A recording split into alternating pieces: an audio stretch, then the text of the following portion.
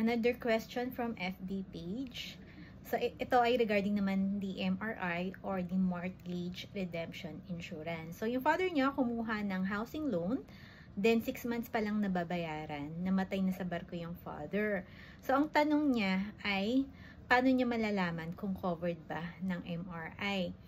Actually po, kapag kumuha kayo ng any loan, prior ma-approve yan, automatic po, meron na yung kasamang MRI. Especially kung 6 months na yan binayaran, sure po ako, covered yan ng MRI.